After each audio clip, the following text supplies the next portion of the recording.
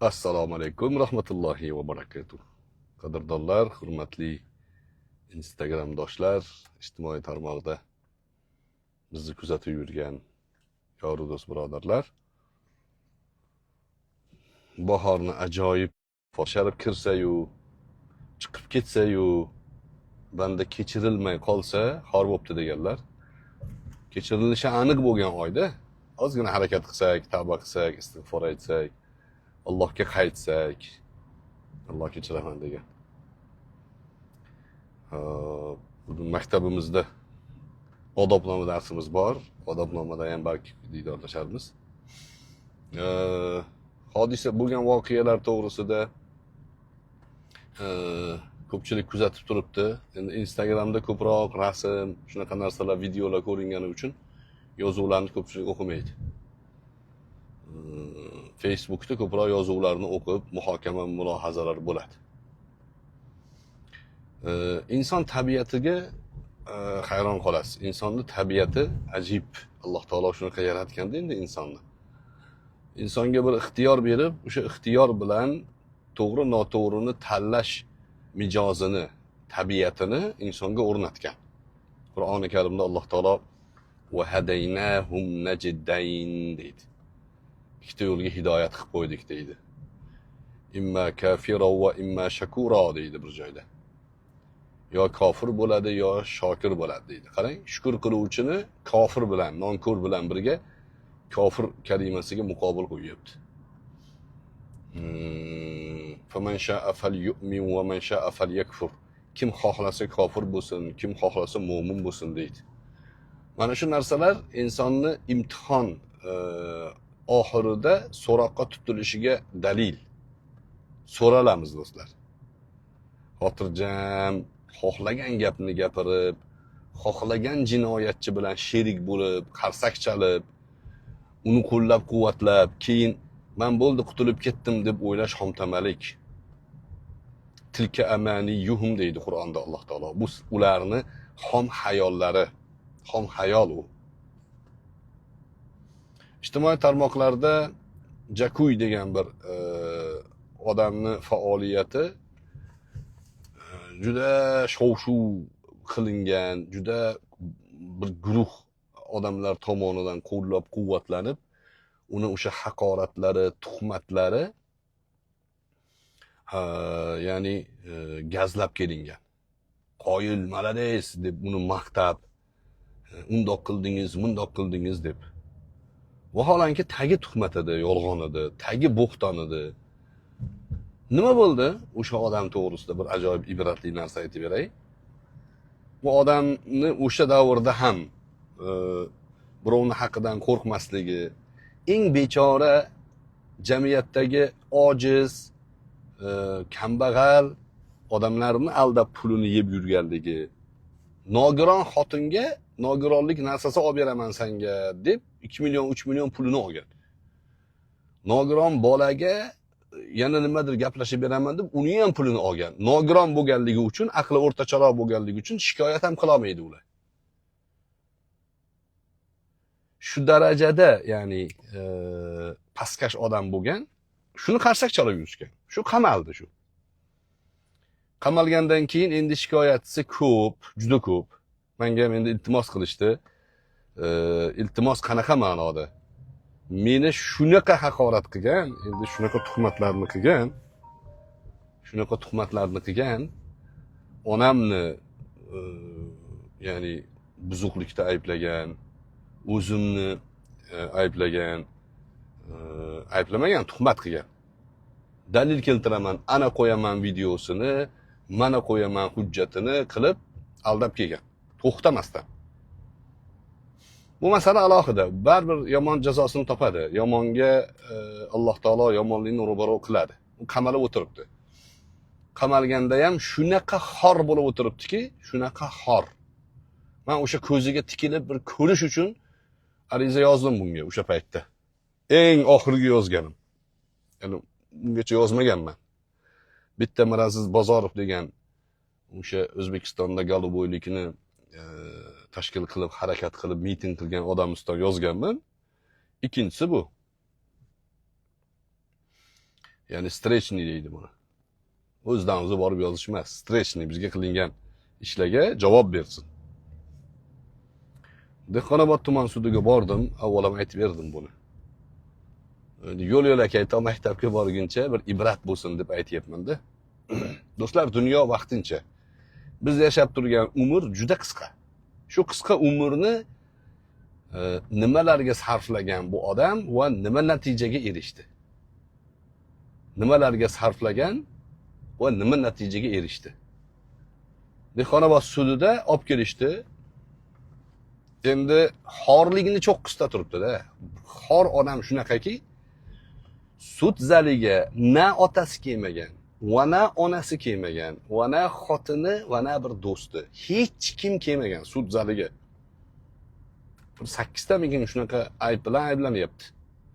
Ayblarning ichida 168 ham bor, 165 ham bor, 140, 139 ham bor va hatto 120 ham bor. Endi shunaqa xor. Endi do'stlar, bir inson xor bo'lsa, dunyo xorligi juda katta xorlik emas o'zi aslida. Nimaga desa, bundan chiqib ketishi mumkin agar pushaymon qilsa, tavba qilsa, qilgan aybini e'tirof qilsa, bu chiqib ketib Alloh tavbasini qabul qilib, uni rahmatiga olishi mumkin. Bu haqida ko'p ma'lumotlarimiz bor. Lekin bu shunaqa xorki, men azizman deb o'tiribdi-da. Xorligini bilmaydigan darajada xor. Alloh taolo bir bandani xorlashlikni iroda qilsa, uni o'sha o'zini to'g'ri ish qilyapman deb xor odamning ishini qildirib qo'yadi. Maqtanadigan qilib qo'yadi. Fahmi buzilib qoladi. Qilgan ishi shunaqa og'ir ishlar. U og'ir ishlarni maqtanib o'tirib, hali ham pushaymon yo'q. Bir ayol shikoyat qilyapti. Meni o'g'limni deyapti, mana shunaqangi galuboy bu deb video qilib chiqarib tarqatib o'rgansan. O'g'limni ko'rganmisan deyapti. Sen yo'q, ko'rmaganman. Nimaga bunaqa tarqatib o'ryapsan? Endi faloncha aytuvdi, o'shanga tarqatdim deyapti. Sudyaning ham jahli chiqib ketdi keyin. Sen dedi faloncha aytsa tarqataveраsanmi? Sen tarqatyapsan-ku. Endi ona yig'layapti. Bolam deydi, Xitoyda deydi. Bechora deydi. Mahalla hamma yaxshi biladi, pokiza o'ziga qarab yurgan bola. Bilmaydi nima bo'lgan deydi. Qayerga sovchilikka borsam surishtirishadi deydi. Surishtirib mana shu razilni, mana shu nusxani tarqatgan videosini gapi chiqqan, shuni eshitib, deb aynishadi deydi. O'g'limni uylantira olmayapman deb yig'layapti. Bechora. Mayli, bu narsalar ibrat masalasida men boshqa narsaga sizlarni xayolinglarni tortmoqchiman. Do'stlar, shuni qo'llab-quvvatlab yurganlar. Endi aniq uni ilmiy asosda, mantiqiy, aqliy salohiyat bilan qo'llab-quvvatlamagan. Kim qo'llagan bo'lsa ham, yo shaxsiy adovati bo'lgan, yo shaxsiy manfaati bo'lgan, yoki shunaqa ahmoqligi bo'lgan. Qo'llab-quvvatlaydigan odam emas-da u. Shunaqa iflos, dunyoda masalan ifloslikni ko'rib ibrat olaman desangiz, tirik namuna, shunaqa iflos odam. Shuni qo'llab yurgan odamlar qamalgandan keyin izohlarda endi boshlandi. Voy, biz bilmagan ekanmiz. Voy, biz buni bunaqa apelishligini sezmagan ekanmiz. Qo'llab quvvatlagan ekanmiz. U ba'zilari yozyapti, o'zi shunaqa bo'lganda, u men bilardim deb qo'yapti. O'zi shunaqa bo'lganda deydi. Yana bittasi nima deydi? Nima bo'lganda ham ijtimoiy tarmoqni deydi, qizdirib turardi deydi.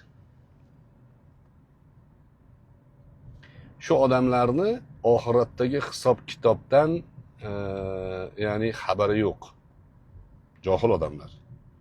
Bir jinoyatchini, bir oilani parokanda qilib o'rgan, bir oilaga tuhmat uyushtirgan odamni shu tarmoqlarni qizdirib turardi deyish o'sha bilan sherik qiladi odamni. Jinoyatchini qo'llab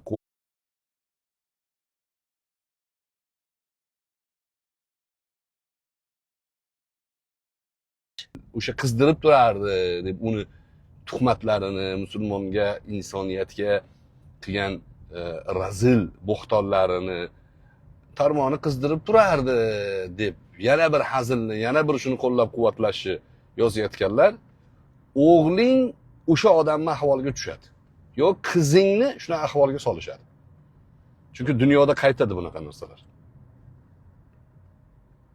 Bir qanchalari bizga ana falonchi yana nima deyapti? Bu deydi mullalarni isbotlab qo'ygan deydi. Hali ham shunaqa deb o'tiribdi. Isbot qanaqa bo'lar ekan? O'sha haqorat qilgani isbotmikin? Odamlarda shunaqa ba'zi shunaqa toifalarda bir kishi qarshi tarafni haqorat qilsa, o'sha haqorat qilingan taraf sharmanda bo'larmish.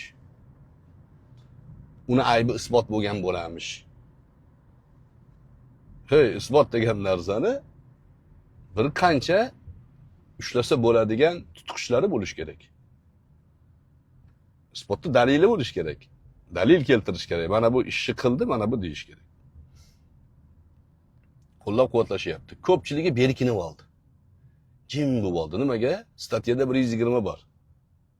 120-statya bu o'ta sharmandalik statya. Birovlarga qilgan tuhmatida asli o'zi bor ekan u odam. O'zi shunaqa ekan. Endi sud buni yopib ketyapti, uni o'rganib chiqib aytadi xulosasini. Lekin shunaqa odam. Oddiy troll profillardan u qadar meni anaqam yo'q. Chunki ular zotan o'sha oxiratga iymoni yo'q. Qo'lga tushmayman deb troll profil ochib olgan. Yozaveraman men deb xohlaganini qiladi. Masalan, Turon TDT, Turon Turkiy Turon degan profillar bor. 10-15 ta bor shunaqa profil. Hammasi bitta odamning profili. Shular ochiq profillarda o'shani qo'llab-quvvatlab yurgan. Sizlar xabaringlar bormi yo'qmi? Facebookda Karimberdi To'ramurod degan bir odam bor. Bu odam Hazrat rahimahullohga o'zini yaqin olib, ziyoli ko'rsatib yurgani uchun hurmat qilardik-da. Men bilan ham hech orasida gap yo'q edi. Shuni o'g'li bor, Farruh Samarqandiy degan profili bor. Farruh Samarqandiy. Keyin buni hamjinsi bor. Xudoyberdi Zominiy degan. Bular o'sha tezakni shunaqa qo'llab-quvvatlab kelishgan edi shu kungacha. Mana haqimda qilgan haqoratlarini tagiga like bosib, izoh yozib, ha buni falon qilib qo'yibsan. Shunaqa haqoratlarni qilib yozardi. Men bir kuni screenshot oldimda Karimberdi To'ramurodga jo'natdim. Mana shu bolani, shu Farruh Samarqandiyni sizni o'g'lingiz deyishyapti, rostmi dedim. Chunki yaqin bo'lganmizda, o'rtamizda juda samimiyat bo'lgan. Shu rostmi shu dedim. Desam Karimberdi yozyapti. Kim aytdi o'sha meni o'g'lim ekanligini? Ularning isboti bor ekanmi dedi. Endi shunaqa deyishyapti-da. Desam, "Yo'q, men Farruh Samarqandiyni oxirgi necha oy, necha yildan beri ko'rmayman ham" dedi. Shunaqa yozdi. Nima deb tushunasiz? Bu meni o'g'lim emas, isboti bormi deganimi? Keyin men tagiga yozdim, to'g'ri aytasiz, bunaqa sharafsiz, bunaqa haromdan bo'lgan isqirt odam sizga o'g'il bo'lishga loyiq emas dedim. Salomat bo'ling desam, tagiga salomat bo'ling dedi. Vaqt o'tdi, kun o'tdi, nechta odam bilan talashdim, tortishdim. Ey, buni o'g'li deyishyapti. Men yo'q, o'zidan so'raganman, o'g'lim emas deyapti-ku. Oxiri isbotlab berishdi o'g'li ekanligini. Keyin o'sha Farruh bir ro'baromdan chiqdi internetda. O'shanda aytdim men, seni dadang tan olmagan-ku. Dadang tan olgani yo'q menga, meni o'g'lim emas dedi. Sen nima qilasan ijtimoiy tarmoqqa xalq dardi, bu o'zbeklarni muammosini ko'taryapman deyishga. Nima hadding bor seni? Dedim, bu tarqab ketdi bu gap. Bir payt Karimberdi To'ramurod hey yo'q, be yo'q osmondan tushgandek meni sansirab haqoratomuz izohlarni yozishni boshladi. Qayerda aytganman o'g'lim emas deyishga. Agar shuni o'g'lim emas deganimni topib bersang, ikkita tuxumimni shat kesib tashlayman dedi. He, shoshilmang. Tuxumsiz qolib ketasiz. O'sha anaqani tashladim keyin. Mana bu yerda dedim, o'g'lingizmi deb so'rayapman. Isboti bormi shunaqa deganlarni deyapsiz. o'g'limas degani kelib chiqadi. Yo'q deydi, men boshqacha aytganman. Xullas, mana shu voqealar o'tdi. Bular bu ham muhim emas.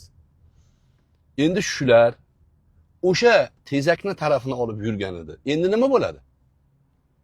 Hozir ham o'sha Turon alanima, Turon TTT degan profillarda endi ya uni tuhmat qilishyapti, u o'zi asli to'g'ri edi deb hali ham qo'llab-quvvatlayapti. Qarang, razolat shu darajada. Undan tashqari ijtimoiy tarmoqlarda Shuhrat Barlos degan odam bor. Bu ham o'sha millatchilik g'oyalarini oldinga suradigan panturkist odamlar bor. Panturkizmni ijobiy tomonlari ham bor-da, u alohida mavzu. Lekin bular salbiy, radikal tarafidan gapiradi. Panturkist. Turkdan boshqani odam emas deydi. Meni haqorat qilyapti, bu deyapti, tojik deyapti meni. Tojik xalqini nafratlanadi, yomon ko'radi. Tojik xalqi turkiy millatlarga kirmaydi-yu, o'shuning uchun uni yomon ko'radi. Vaholanki tojik xalqini sharafi oldida, tojik millatini adabiyoti, san'ati, tarixi oldida Shuhrat Barloslar tarakandan ham arzon odamlar. Shu ham ukajonim meni, ukajonim deb yurgandi tezakki. 120 bilan ayblanayotgan tezakni ukajonim meni bu, buni ukajonim qilib yurgan edi.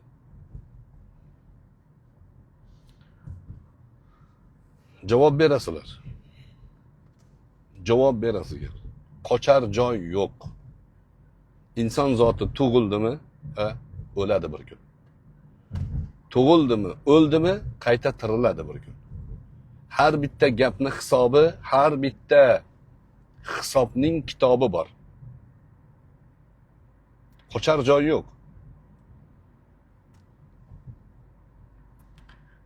La yus'alu amma yaf'alu wa hum yus'alun. Alloh taolo hech kimga hisob bermaydi. Lekin hamma Allohga hisob beradi. Qocha olmaysanlar. Yana bitta narsa bu ziyoli deb nomlanadigan O'zbekiston shu hozirgi kundagi ziyolilar maydonida Nurulloh Muhammad Raufxon degan odam bor. Nurulloh Muhammad Raufxon. Shu odam ham hattoki shu tezakni menga nisbatan qilayotgan ishlarini o'zi menga bir adovat bilan bir maqola yozib, shuni yoqlagan. Endi nima bo'ladi bu? Nurulloh Muhammad Raufxon. Nima bo'ladi endi?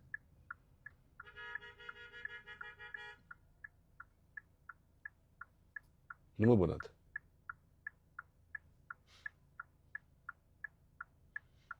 Juda ko'p odamlar do'stlar. O'sha bizga shaxsiy adovatini qondirish uchun, shaxsiy adovatiga muvofiq kelganligi uchun shunaqa tezaklarni qo'llab-quvvatlashgan. Natija nima bo'ldi? Natija botil yo'q bo'ldi, haq g'olib bo'ldi. Hayot shunaqa do'stlar. Bu dunyoda ham insonlar haqni g'alabasini ko'radi. Ko'rgan ko'radi, ko'rgan ko'zi bilan. Ko'rmagan ko'rmaydi. Qiyomatda Alloh taolo shunaqa ko'rsatadi, shaymonlar qilib tashlaydi. Jahannam sifatlarini o'qiganingizda jahannamga o'ta iflos odam kiradi deysiz o'qiganingizda. Jannatni sifatlarini o'qiganingizda hokisor, aybini e'tirof qilgan, bo'yni bukuk, tili Allohning nazdida, Allohning dargohida iltijoga moyil bo'lgan odamlar kiradi. Jannat, jannat. Miskin faqir bechoralarni makoni.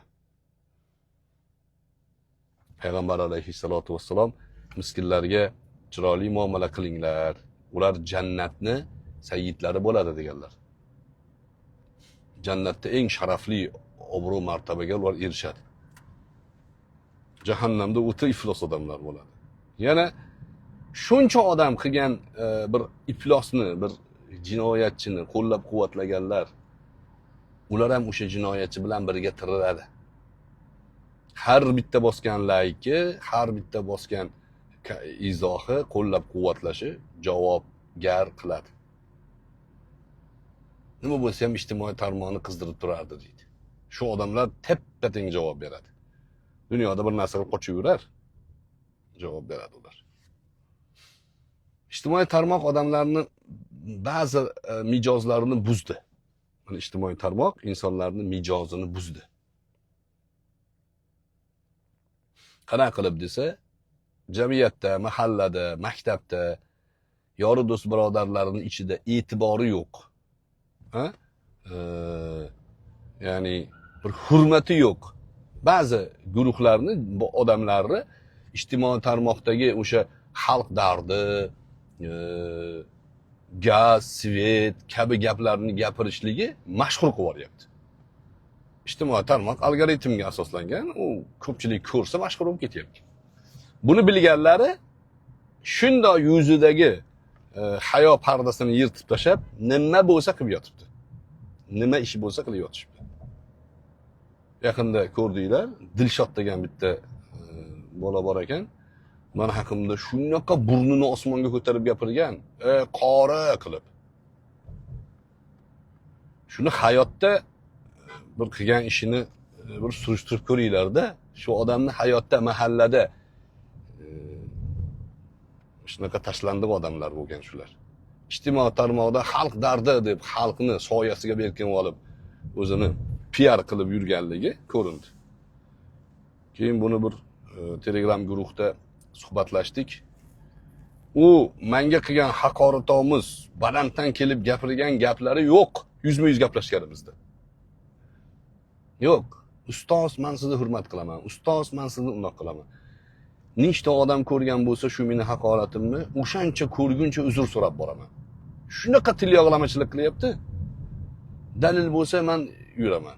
Dalilni tushunasan desam tushunaman deyapti. Vaholanki tushunmaydi, dalilni nimaligini bilmaydi. Nima qilish kerak? Ijtimoiy tarmoqda baqir-chaqir qilish kerak, tanilish kerak, PR qilish kerak. PR qilish uchun nima qilish kerak? Tarmoqlarda mashhur odamlarga sakrash kerak. Sharafsizlarning ishi qilayotgan ishini qarang do'stlar. Sodda bo'lib aldanayotganlar bor shularga. Bo'pti deb ketdi uzr so'rab. 2 kundan keyin chiqib olib turib, yana o'sha eski plastinkasini aylantiryapti. Nimaga? Prosmotr yaxshi bo'lyapti-da. Xalq dardimish. Xalqi dardini tinch qo'ygin sen. Aynan sen xalqi dardini tinch qo'ygin. Xalqi dardiga yarim chiziq ham yaqin emassan sen. Ijtimoiy tarmoqda mashhur bo'lishlik uchun PR qilyapsan. Xudodan qo'rqmaysan. Ya'ni bir erkaklik rujulating ham yo'q. Og'zingga kelgan gapni gapirib, mana zo'r gapirib qo'ydi deyishlari uchun o'tiribsan. Senga o'xshagan sharafsizlarni qanchasini ko'rganmiz, hayotda ko'rib kelyapmiz. Ana shu Jakuy ibn Tezak ham xuddi sanlar qilgan ishni qilgan edi. Uni qo'llab-quvvatlaganlar javob beradi. Bu behuda gap emas. Endi bekor kelgandan bekor gaplashib kelaylik dedim-da. Avval bir to'rtlik aytib bergan edim. Bu hikoya so'ngida tuproqqa qorishamiz. Bizga tuhmat qilganlar mahsharda ko'rishamiz. Qochadigan joyi yo'q. Mahkamatul Kubro bor. Eng katta mahkama. O'sha joyda